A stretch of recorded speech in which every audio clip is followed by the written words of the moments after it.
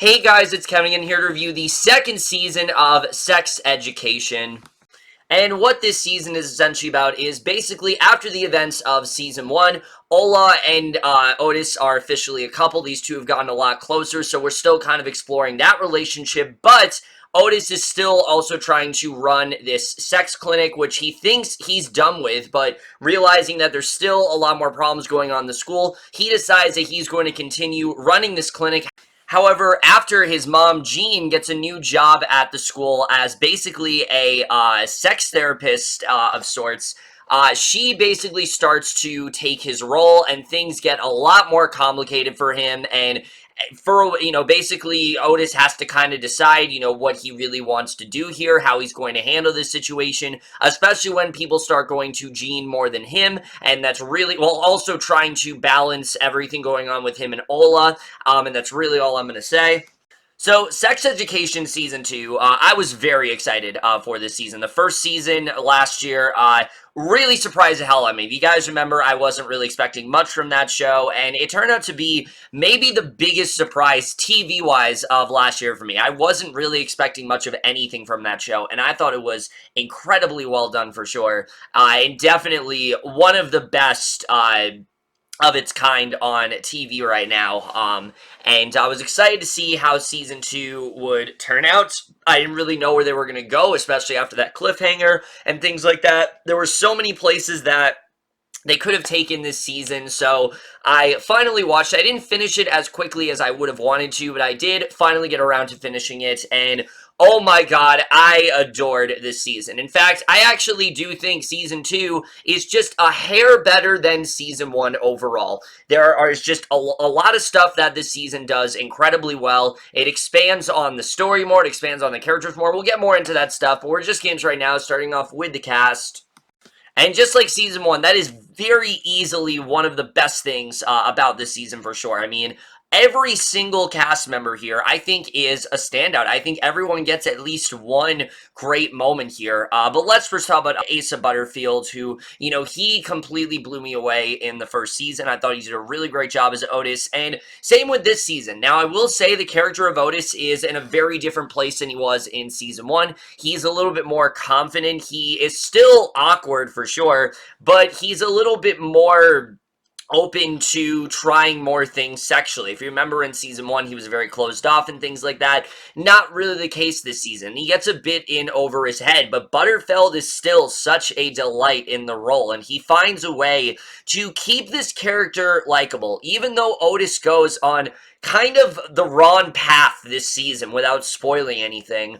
Butterfield still does do a really strong job in this role. I think you really can see how genuine Otis is trying to be. He's trying to do everything the best that he can in his life. He's trying to balance it all, and you can see how hard that is for him to do. And I just thought he did such a fantastic job here, still giving a really great performance for sure, and still, I think, very much anchoring the show. But especially Gillian Anderson as well. I really loved her in the first season, but I feel like here she had way more to work with because she's far more prominent in the story. Season 1, she was Otis's mother who, yeah, there was a lot of stuff going on in the back half, but this season, she's definitely a much bigger presence. And because that, she gets to stick out a lot more. We dive more into Jean's relationships. We dive more into her wanting to be a sex therapist and things like that, and I just thought she did such a great job here. I was very impressed by her work in this show, and these two, once again, are enough of a reason to watch this season for sure. Also still great here is Emma Mackey, who I did pronounce her name wrong in the first season, but whatever. She, once again, is fantastic here as Maeve Wiley. But again, similar to Season 2, other characters this season, she just has a lot more to work with. Maeve is basically the second main character of this season. This is very much, at points, just as much of her season as it is Otis's. There's a lot more diving into her character, her family life and things like that, her very very traumatic upbringing, and I just thought she did such a fantastic job in this show. I'm really loving what I've been seeing from her as an actress, and I hope to see her in more stuff because I just really do love her as this character. I think she really shines in this role, and I just really love what she did here. But the rest of the supporting cast also is absolutely phenomenal this season. Ncuti Gatwa, once again, as Eric, is always so fun to watch, and he definitely does do a really great job here. I really loved Connor Swindells this season as Adam,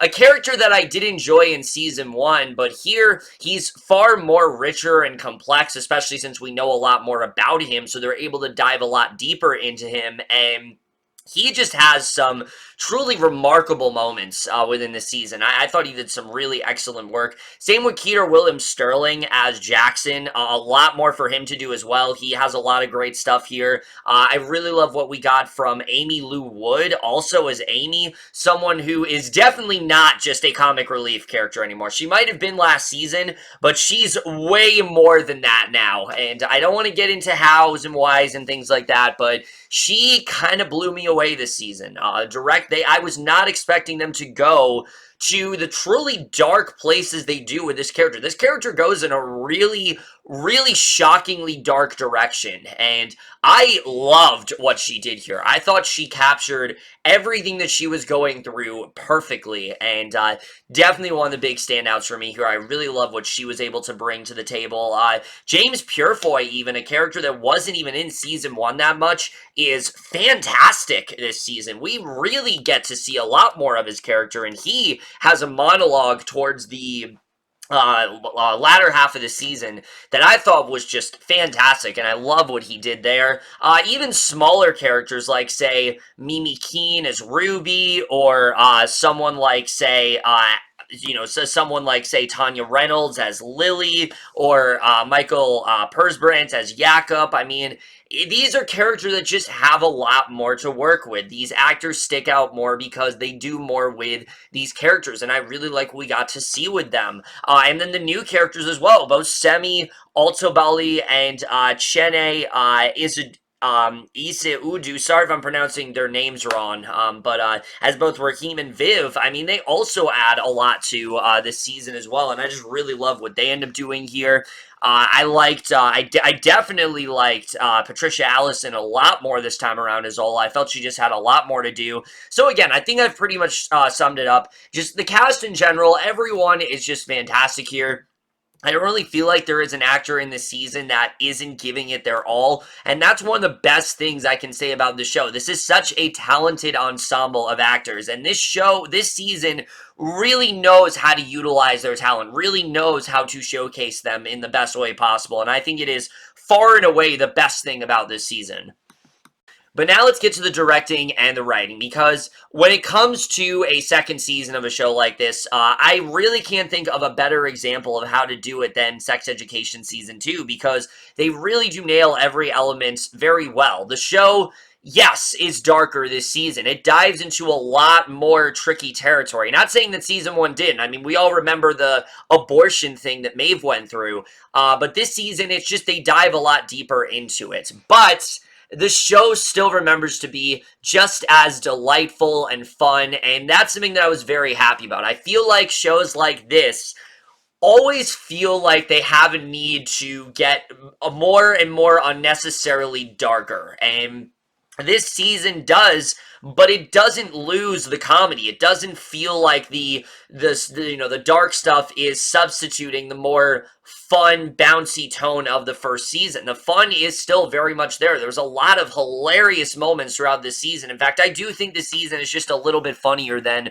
the first one at points. There's so many great gags here. But again, the dramatic work that they did here is what really impressed me, and I really do respect the creator of the show for not being afraid to go into the directions that she did with this season. I think Laurie Nunn did such a great job helming this season. I mean, she did a great job last season as well, but even more so this season. I mean, you can really tell that she knows what she wants this show to be, the direction that she wants to go with it, and I'm just consistently impressed by her when it comes to this show. I think she just does such an excellent job, but it's the writing that really sticks out to me because yes, the focus is still very much on Otis. He is, in fact, our main character, but this season really is more of an ensemble show, and I actually really appreciate that because it gives us a lot more time to dive into these characters. And that's something the show knows very well. It knows that it laid the breadcrumbs in season 1 for a lot of these characters. We know things like Adam is conflicted over, his sexuality. He doesn't really know where he stands right now. We know that someone like Aimee is someone who she's been dominant. She's someone that's been very submissive in like her sex life and things like that. And now she's trying to figure out more of who she is and things like that. We know Jackson has a lot of pressure going on from both of his moms, and he's kind of dealing with that this season. But this season knows, because they've been able to lay out those breadcrumbs, that now they can expand upon it. Now they can take these characters into far more challenging territory, and I think that's where this season really does excel for sure. And characters like Maeve, Aimee, Adam, and Jackson, those are, I think, the 4 best characters of this season. All the stuff going on with them is fantastic. The arcs that they go through are really well done. They come out different people at the end of it, and we just get to see a lot more of these characters shine. Again, I don't want to get into it because of spoilers and things like that. I'll get more into it in the spoiler section, which, trust me, I got a lot to discuss for sure, because so much happens this season. Oh my god. But we just dive a lot deeper into them, and I really did love getting to see that. But again, I want to reiterate, the focus is still always on Otis. It still very much is. Even though much of this season is taken up by Maeve and where they end up going with her, especially with diving into her parental upbringing, because her mom does return in the season. It's not really a spoiler. It's kind of something that the show has been hinting at for a little bit. So her mom does end up returning in this season, and so because that we get to dive a lot more into Maeve, but also other directions that she ends up going as a character, they do a lot more with her, and yes, there is a lot still there. And then someone like Eric, he is really going through this hard time where he knows that him and Adam had a moment in season 1. He still does feel feelings there, but there's also this character of Raheem, this new guy that's come in that's French, and everyone seems to love him, but he is very openly gay, and he introduces Eric to a far more different kind of lifestyle. He's way more of a free spirit. There's not a lot of things that bothers him as a character, and so you see Eric is torn between the two, but it never feels like a love triangle in the sense where he's like battling between the two. He's just at a point where he doesn't really know what he wants to do. He knows he has something with Raheem, he knows he has something with Adam, and the way they handle that I thought was just so well done. And again, character arcs like that, lesser shows would portray in a very over-the-top and heavy-handed manner, but this show does it in a way that just makes a lot of sense for this character, and I think they did it very well here. But still, the focus is very much on the character of Otis. He still is very much our main character here, and him and Ola's relationship, I just found a lot more interesting because we have a lot more time to dive into it. The show really shows this is who Otis is, this is who Ola is. They show why this relationship could work, but also why this relationship isn't really working, and how these two are going about things and the trials and tribulations that they face, not just throughout their sex lives, but throughout their lives in general. That's something else the show does a really great job with. While the sexual aspect of these characters is still there, this season is far more interested in who these characters are on their own and what they are going through in their lives personally. And for some people, that might be an issue. But for me, I didn't really dislike that because I already really love these characters. And I feel like a show like this should want to move past that stuff. And it's still saying a lot of things about, sexual lives and things like that. And a lot of that is because of Jean as a character, because she is this sex therapist. So she's the one doing a lot of the interviewing certain students and us finding out more about their sex lives, but also getting to know more of who they are as people. But Otis is also doing the same thing. However, that sort of dichotomy between the two is one of the most fascinating parts of this season, because Jean gives much different advice than Otis does, and you start to see how this starts to divide them in their relationship. And I thought that was a very interesting place for them to take those two characters, but also seeing how Jean can very much come across as kind of a hypocrite at points. We already know that Jean is someone who sexually is not in the greatest mindset. She very much is someone that doesn't really know how to control that. She's shut many people out of her life. She doesn't want to really tie anyone down. She wants very casual sort of relationships, and you know, seeing her giving this advice, it shows, yes, she is a very good therapist, but it also says a lot about Jean as a person, and I think the show did a really good job with that this season, and contrasting that with the more unexperienced advice that Otis gave, which a lot of time was just kind of happenstance, like what he did with Jackson, for example. It's much different sort of advice, and I thought the show did a really good job with that here for sure. And a lot of the stuff they do with Otis and Ola plays a lot more into the comedy aspect of this season. Very often we'll have characters going through some really dark stuff, and Otis and Ola provide a lot of levity there because it's a very awkward relationship. Otis is, as we know, very inexperienced. He is, as he calls himself, a late bloomer in this show. He has this thing where, you know, in season 1 he couldn't jerk off at all. This season he can't stop doing it, and stuff like that is just a lot of fun to watch, and I think the show played in some really fun comedic aspects there, and Ola's such a fun character as well, and I really loved what they ended up doing there overall. And like I said, I just think the writing for this season is so on point. Where they end up taking these characters, I think is really well done. Even some of the more inauthentic characters of season 1 have a lot more to do here. Even characters like Ruby, who seem like she's going to be like the mean girl, they give you a little bit more to her. They dive a little bit more into her character, and I really did appreciate seeing that here.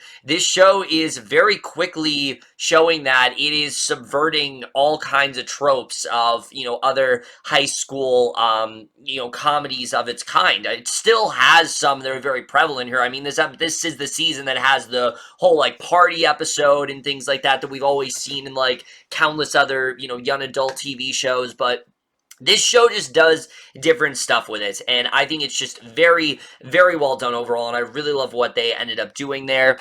So yeah, I think the writing here is really great this season. The cinematography in the show also is still really great. There's a lot of great shots going on here. A lot of moments that, you know, I think cinematography-wise really do stick out. I can't really get into why, but it's, there's definitely some really, really impressive stuff they have going on there for sure. And the score just continues to be so on point. It's either really fun or it's very, you know, very saddening in that way, and I think they do a really good job with the score here as well. And the editing for this season, once again, it's 8 episodes, but they're a little bit longer this time around. Season 1, a lot of the episodes clocked in at barely 50 minutes. This season, they're a little bit longer. They average out about like 54 minutes. The last episode actually is almost a full hour, and I think considering how many storylines they're juggling with and the sheer amount of shit that goes down this season, which there really is a lot, as I said, I think they overall did a really great job with that. It never really felt like,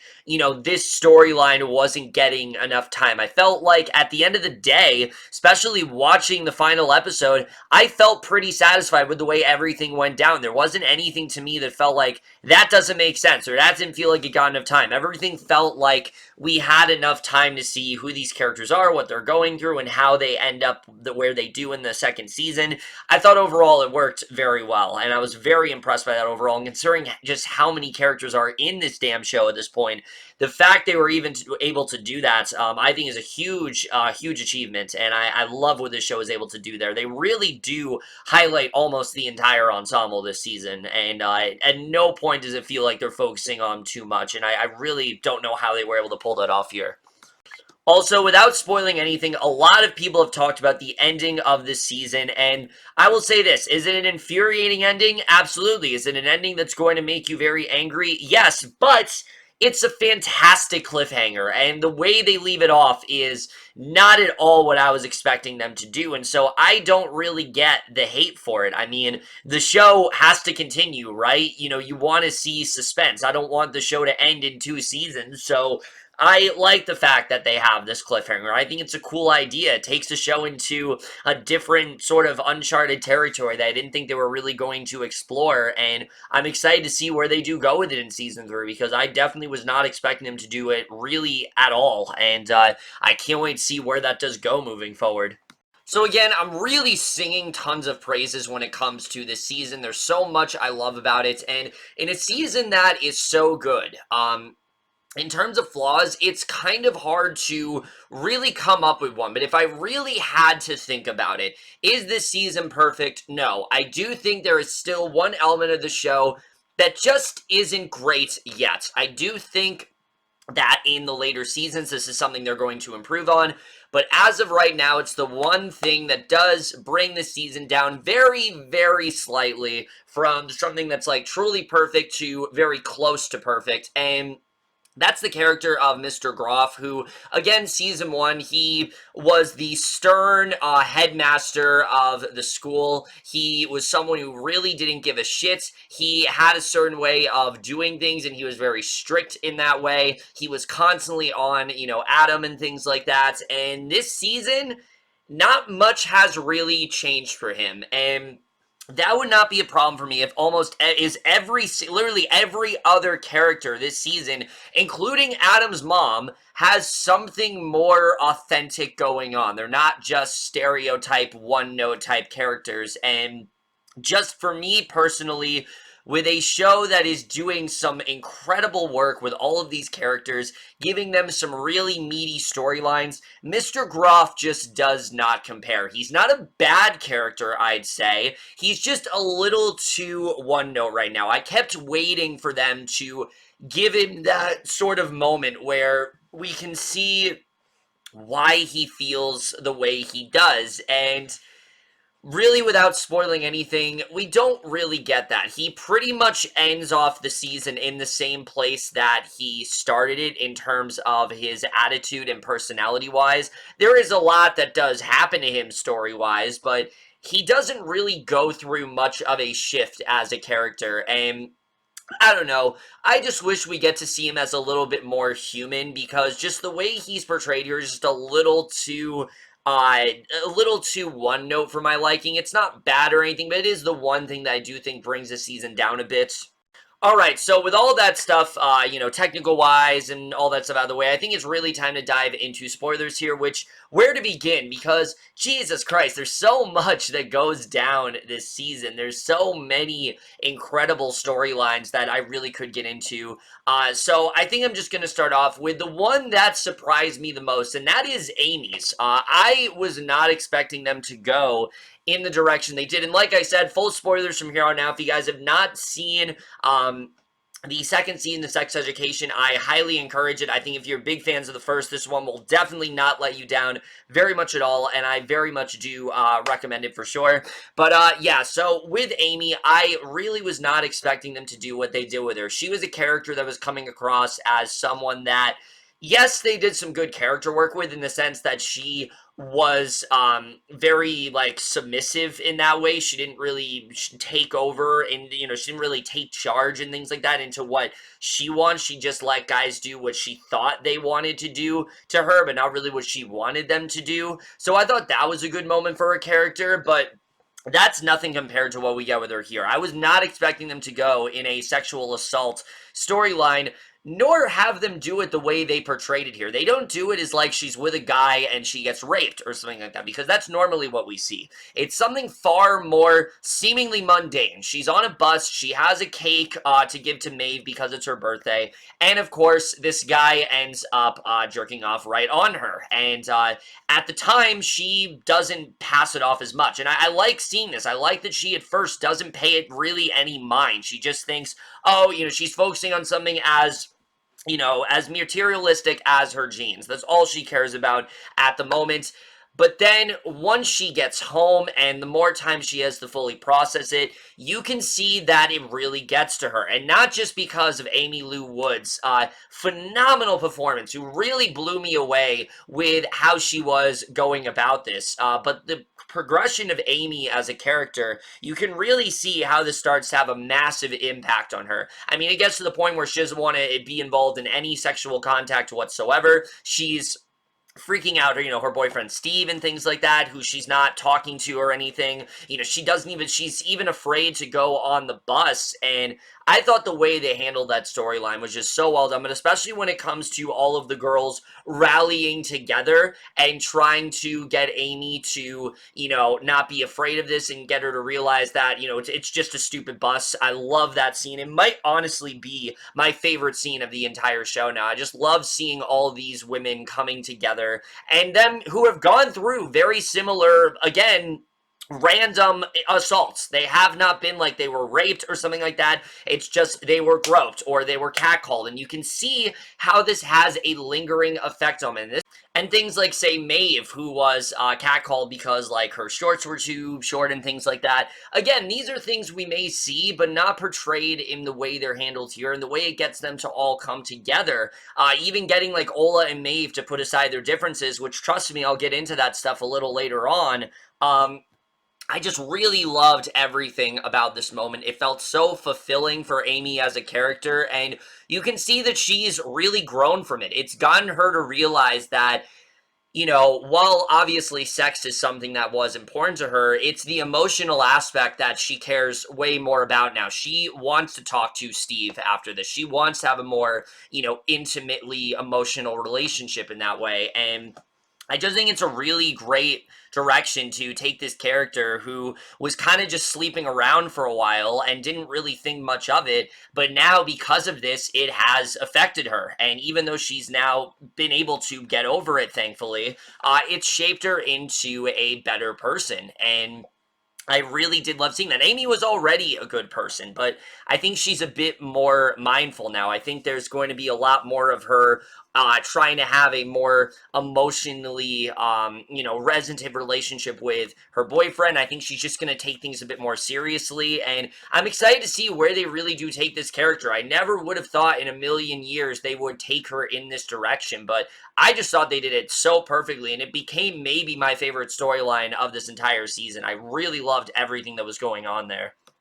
But the other two storylines I really do want to hone in on before I get to the really big stuff is the stuff with Jackson, but also the stuff going on with Adam, because these two characters go in very similar directions. They're both in these positions that they don't really want to be. Jackson is swimming, but he's not doing it because he wants to. He's doing it because it is something that his mom has pushed him to do and things like that, and he feels stuck because it's getting his moms to argue, and that's not something that he really likes. But then you also have Adam, who has been forced into this military school where he immediately doesn't fit in whatsoever.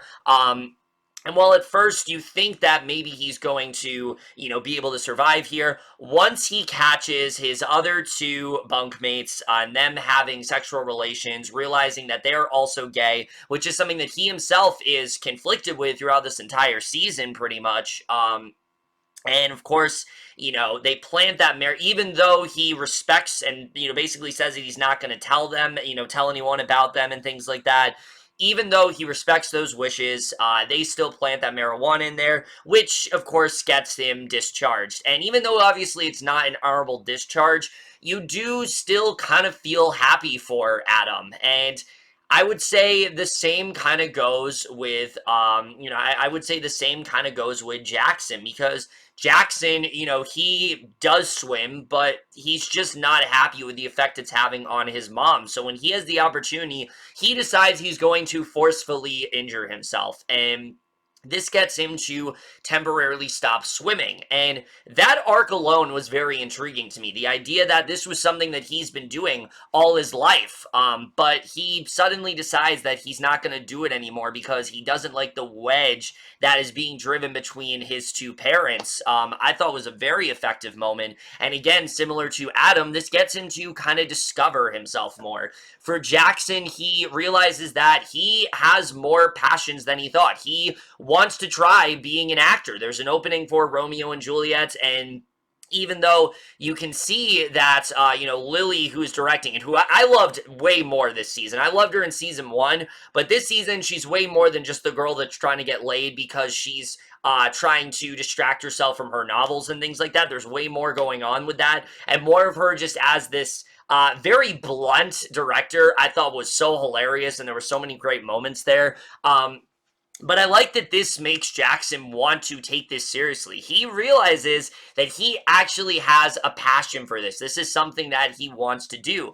But it also gets him a lot closer with his moms. There's that great moment, of course, in episode 7 where he's talking to, one of his moms, and she talks about how, she pushed him so hard, not just because she did swim as a kid, but this is something that she and Jackson did together. And, she's, his biological mom in that way. She's not the mom that, he came out of, when his other mom was pregnant. That's not her. This is the only thing that they could have done together. And that's why she was so dedicated to it. That's why she was so hard on him about it. And I thought they just did some excellent work there, and I love where this takes Jackson. I like that at first he didn't want to tell them about it, but Viv ends up telling them, and it actually is for the better because it gets him a lot closer with his moms, and I really do like the way he ends the season because, Viv gives him all this great encouragement, but he also is able to get over that anxiety. I think one of my favorite moments of the entire season for him is when he's at that party and he starts to feel that same pressure. He thought he was able to get away from it, but if anything, it's just mounted onto him. And I think now, finally being open with both of his moms, he can finally get over that pressure. And I think moving forward, he's going to try to pursue being an actor. I think it's something that he really does enjoy doing. And again, this is not the direction I thought they were ever going to take with this character, but I think it works very well. And I love not just what Kedar Williams-Stirling did, because he did some excellent work throughout the entire season, but I just love where they're going with him as a character, and I think they did some really great work there. But of course, going back to Adam, we see throughout the rest of the season, after he is discharged, that he's trying to be a better person. And if anything, he's trying a little too hard to do so. People are really thrown off by it. People just don't really buy it. When him and Eric have that moment when they're smashing bottles, even though you can tell that Eric really enjoys how open Adam is being with him and the fact that these two have a much closer relationship, Otis still doesn't really buy it. And you can't really blame him because, yeah, Adam is someone that bullied Eric for years. And I think people are misinterpreting what this story is really about. I've heard so many people say, oh, they're doing this because they want to show that, but people who bully others, they can be we should feel bad for them, or that we should justify their behavior. I don't think they're at all justifying what Adam is doing. I think if this is Adam coming to terms with who he really wants to be, and I think he's recognized that what he did was very wrong, and now he's at a point where he wants to be with Eric. He and Eric have this very close relationship, and throughout the season, he's kind of struggling with that. And I think a great example is when, he's trying to, jerk off, but he sees pictures of men, women. He doesn't really understand that. And the way that they handled him being bisexual, I thought was perfect. I love the way that whole storyline was done. I also love the moment with Ola where, finally has someone that he can consider an actual friend, someone who's showing him kindness, someone who isn't put off by him. And it makes sense because Ola does not have the history that Otis shares with him, or that Aimee shares with him, or something like that. This is someone he can be honest with. There's no bad blood between them, and I really do like where that relationship is headed. But then the end of the season with Eric and Raheem, even though, yes, these two did have a good relationship, you could see that Raheem was willing to be himself, even though, he wasn't religious. He still was going to church with Eric, but he's also someone that's not afraid to kiss in public, which is something that Eric is not used to. He's not used to someone being this open with him. With Adam, it's more open in the sense that these two are honest with each other, but with Raheem, he is way more open about it. But I think the moment where Eric's mom tells him, this is not the guy for you, it makes a lot of sense because Eric and Adam, there's just a lot more there. They have a lot more honesty with each other. There's a lot more sentimentality there, whereas Raheem, he's not a bad guy. I don't think the show is at all portraying that. I just don't think he's right for Eric. And I think the show did a lot to really show that here. So the moment where Adam finally comes to Eric and tells him how much he cares about him and things like that and how he wants to be with him was just such a rewarding moment. And I love the way that was done. And I also love that, and part of the reason why I did not like what they do with Mr. Groff this season is because of how great they handled Maureen as a character. I was not expecting them to do as great of stuff with her as they did. And her having this thing where, like, Groff hasn't touched her in years and things like that, and her just going through this whole arc where, she learns that she can get that sort of pleasure for herself and developing that relation with Jean, but also showing that she generally does respect Adam. She, she is someone that is accepting of his sexuality, something that he didn't really think his father had. It's just so much great stuff for that character. I love that she divorces him. I love that she's going off on her own. And that's why I kept hoping that we get something like that for Mr. Groff, because they did so much great stuff for his wife.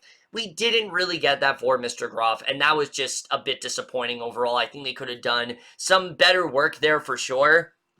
Even characters like the teacher that was in detention with all the women and things like that, and the theater teacher, seeing their sort of weird sexual relationship where, like, he was having a hard time, he was having a hard time, with the dirty talking and things like that. Stuff like that I thought was so well handled. It's something that really only this show could pull off. But again, getting into the more meaty stuff with this season, we have to, of course, talk about everything going on with Jean, who has way more to deal with in this season for sure. Season 1, she was Otis's mother, but we did find out all those things about her with, what was going on with his childhood and things like that, and that was really shocking for sure. What we got with her, was not at all what I was expecting them to do, and I thought they did some really excellent work. And, the whole thing with her being very intrusive and writing all those things about his sexual history, that was a really great arc for that character. But I feel like they gave her way more to do this season, right off the bat, with her being way more involved at the school, helping out all these various kids. Even characters like Florence, who turns out to be asexual, I mean, we still get some really great tender moments with her, but also how that is contrasting for Otis. Like I said, the dichotomy between the two is what really fascinated me with this season. The way that people will go to Jean and she gives them this really sound advice and they feel more fulfilled, but they're not really getting that from Otis. So they are going to Jean for that. And because of that, Otis feels like his clinic is not really as useful. In fact, he starts the first half of the season, or the first episode, not really feeling like he needs to do it. But because everyone's got that, like, chlamydia outbreak and things like that, he feels like it's a desire to continue. But of course, when he gives advice to Florence, she doesn't really feel much, so then she goes to Jean, and I like seeing that this really starts this divide between them. But it's the end of the season where things get really interesting for that dynamic.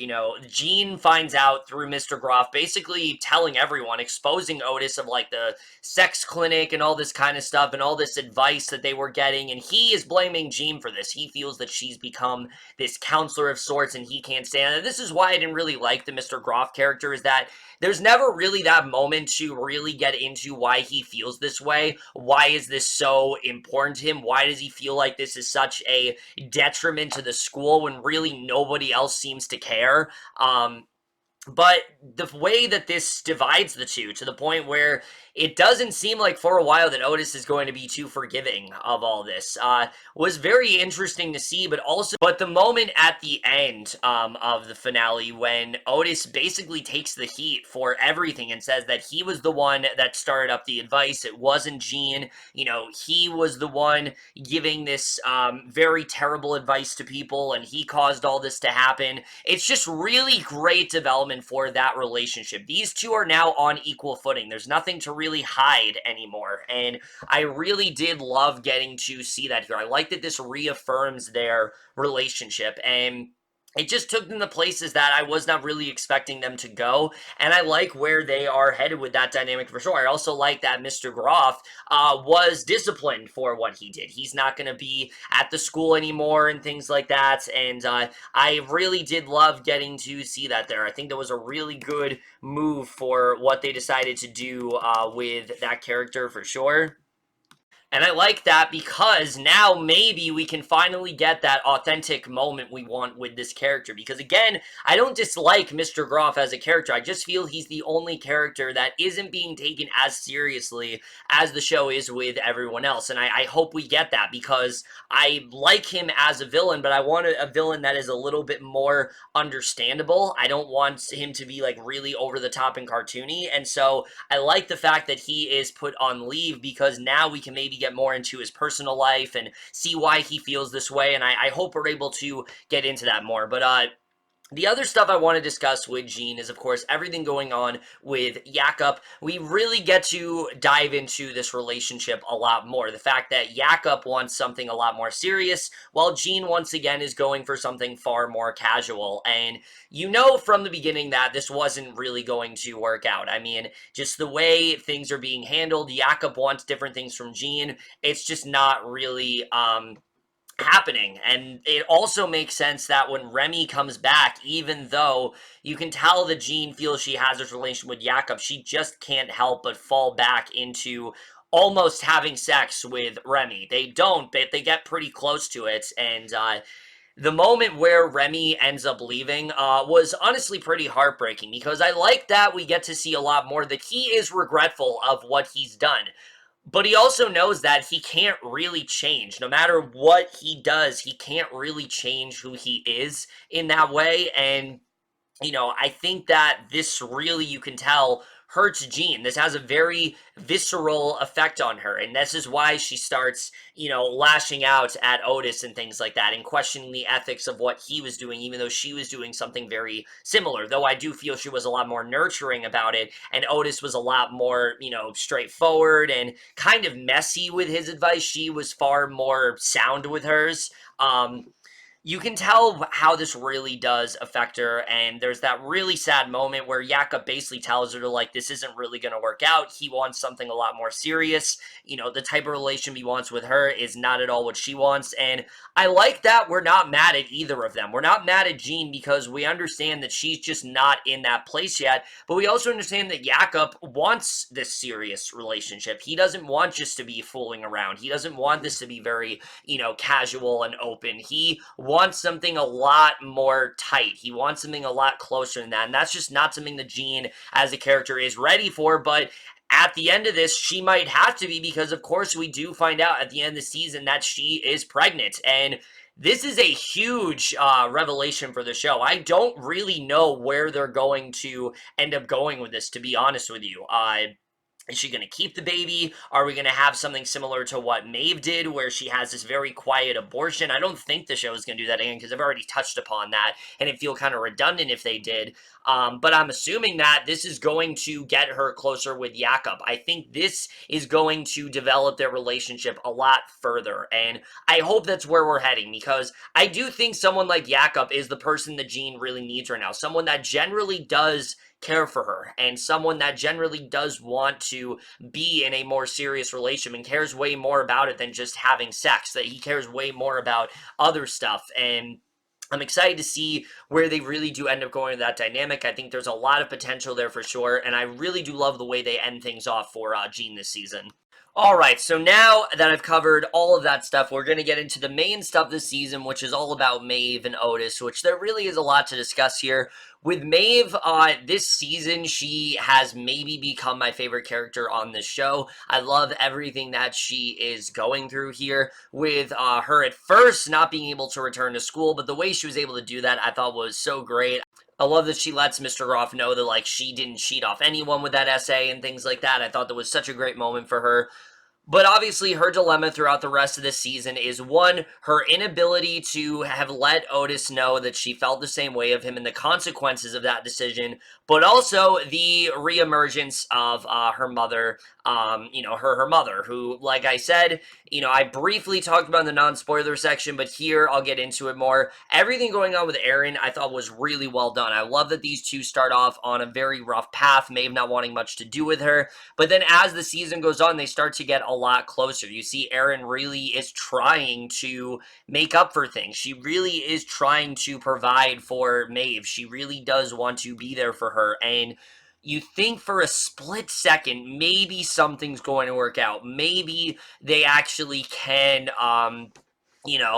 fix things. Maybe they actually can be a lot closer. But of course, we know that her mom is still a recovering addict, and by design, of course, she is still going to be using, and so. And even though I know people really don't like, and justifiably so, don't like Isaac at all, the moment where he does decide to catch Aaron and her going to the other trailer and her clearly still using again, and then Maeve having to call Child Protective Services, I do think is the right move. I think even though Aaron is trying to make an effort, she's still very much recovering, and she still needs to do a lot of work if she wants to fully recover. And it's really, you can tell, has a very big effect on Maeve. I think Maeve generally did believe that, like, her mother was starting to turn over a new leaf, but of course she kind of ends up in the same place that she did, and it's very devastating to watch. But I think they did a lot of great work in showing this is why Maeve is who she is. This is why Maeve acts the way she does, and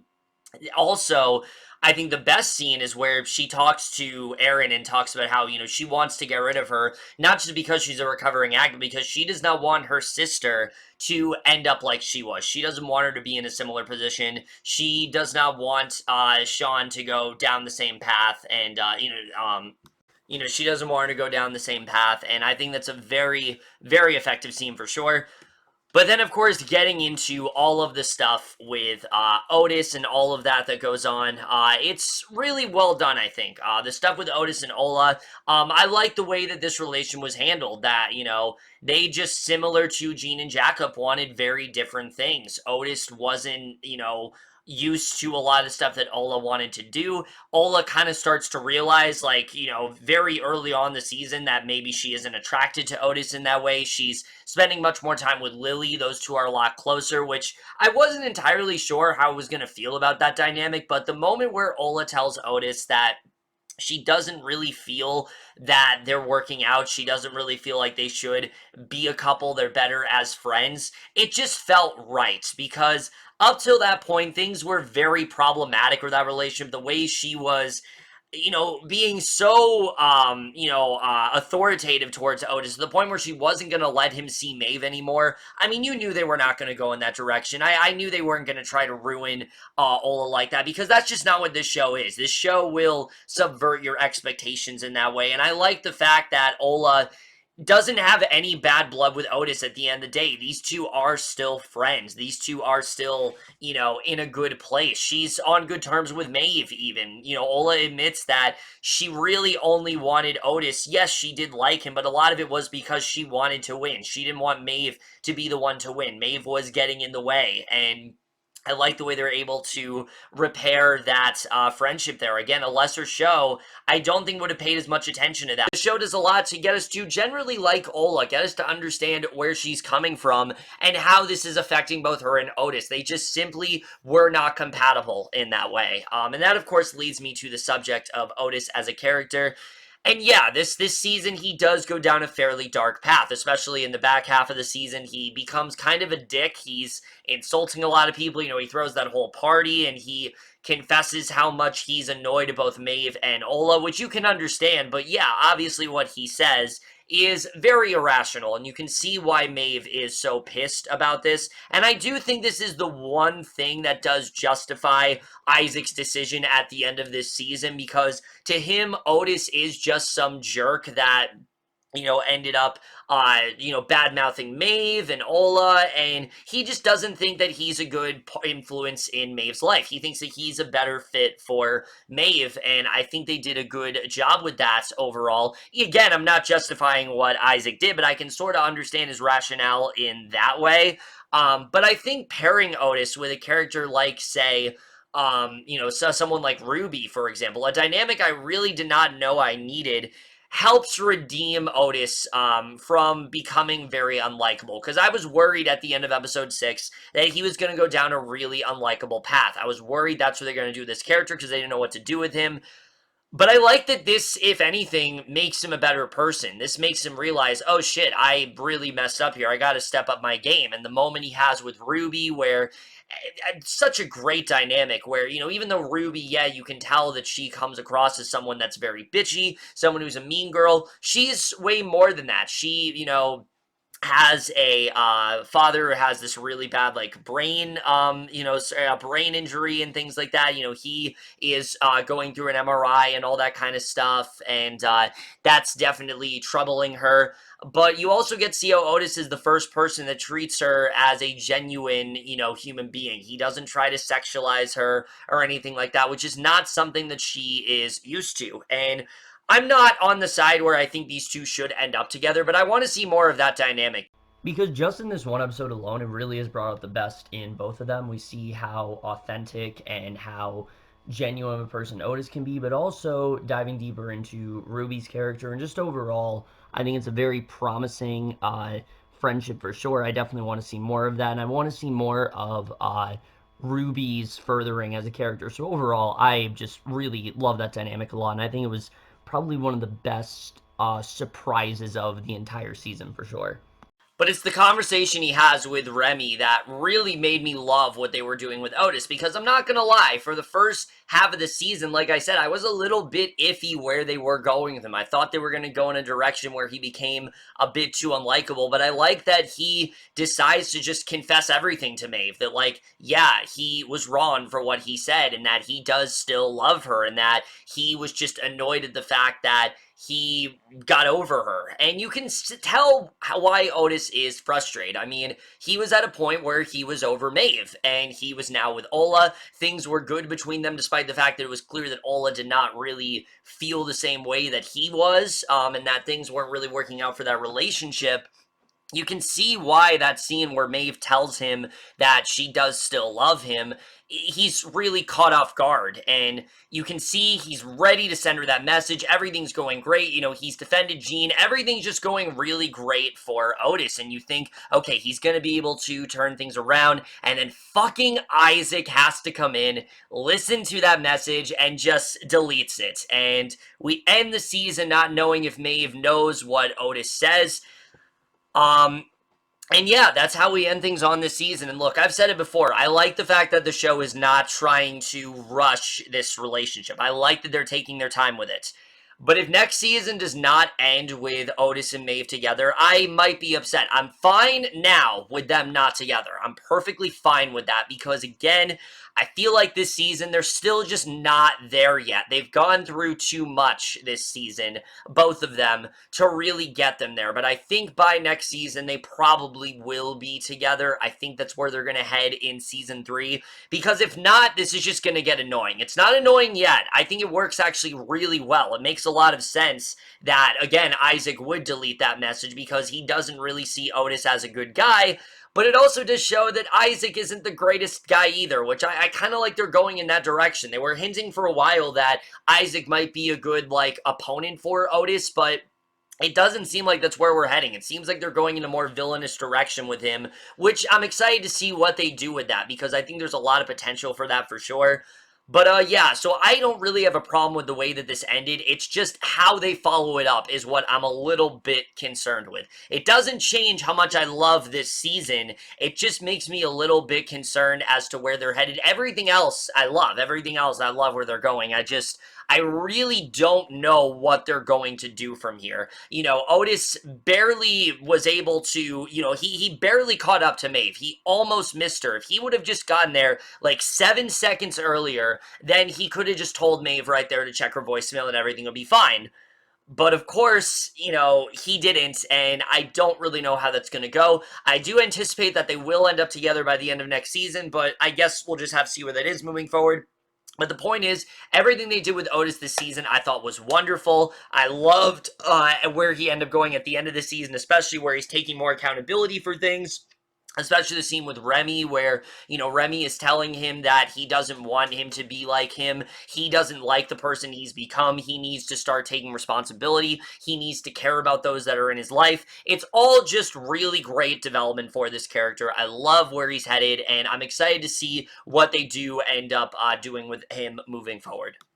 So overall, guys, Sex Education Season 2 was exactly what I wanted to be. It expands the story in a great way. It focuses far more on the secondary characters, even though Otis is still the main focus. It really is the secondary characters that get the most to do here. It scales back on some more sexual aspects of the show, even though that is still a part of it for sure, like what they did with some of the other characters. But overall, I really did enjoy this season quite a bit. This is very quickly between this and Euphoria. I think these are the best kind of teen shows on TV right now. It does a great job of taking what seems like stereotypical characters and taking them in far more authentic directions, which I really did appreciate. It hits on many topics that I did not think the show would cover, but they handled it pretty perfectly. And moving forward, I think this is very quickly becoming one of my favorite Netflix shows out there for sure. It's a show that I truly cannot recommend enough, and I'm definitely going to give the second season of Sex Education overall in A.